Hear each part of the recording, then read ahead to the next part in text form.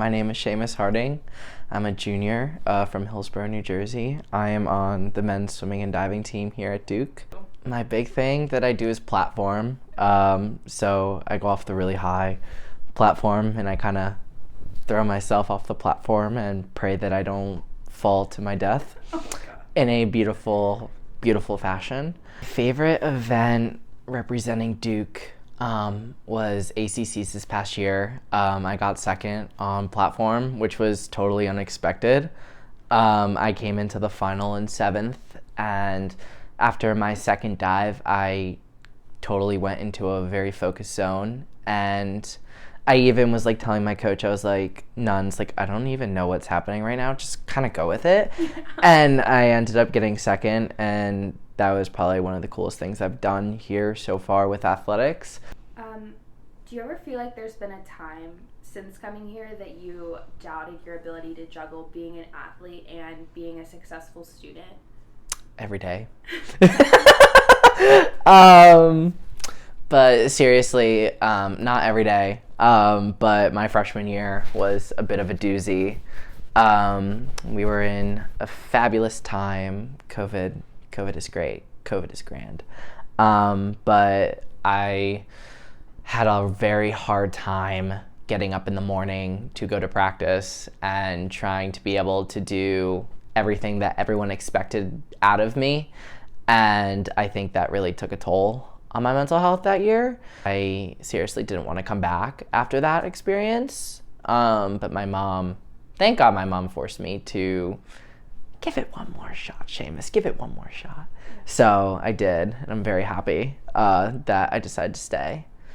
Do you feel like since coming here, there's ever been a time where someone, maybe in the athletics department or on your like team leadership, made a decision that wasn't the best for like you or your teammates' mental health, and like it kind of stuck with you? Yeah.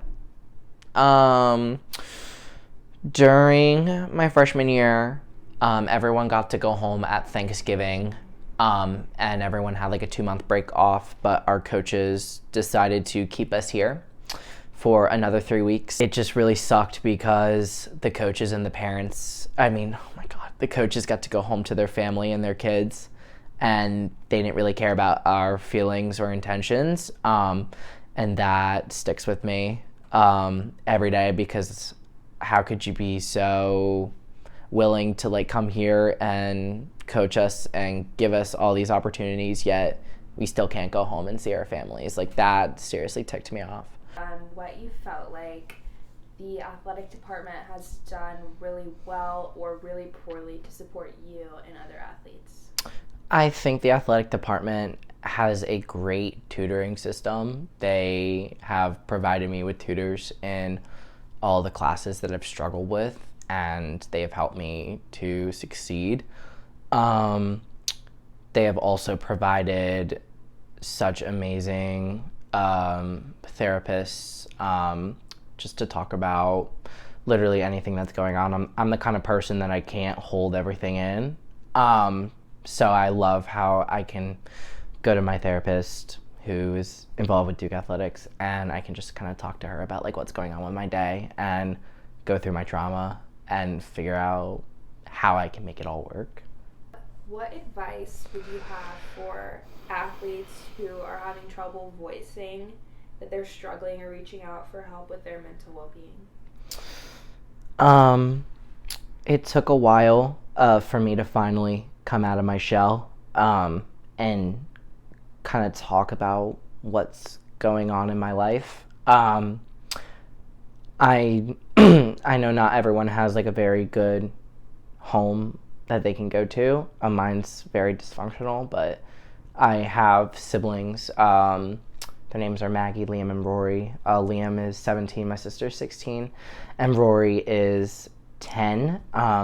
But honestly, I talk to them about a lot that's going on like in my head, and they've kind of helped me come out of my shell. I know not everyone has that, and I feel very lucky and blessed to have them in my life. But honestly, I think a good point for someone who's not in that situation is you got to do it for you. Like, I just remember, like, I don't like going back and thinking about, like, what happened freshman year and just everything. I kind of just make it as a blur, but, like, I can just literally remember, like, sitting in bed being like, why am I here? Why am I doing this? Like, this is awful. And I finally hit a breaking point, and I met people who were also struggling too, and they also kind of helped me come out of my shell as well. So that was really amazing.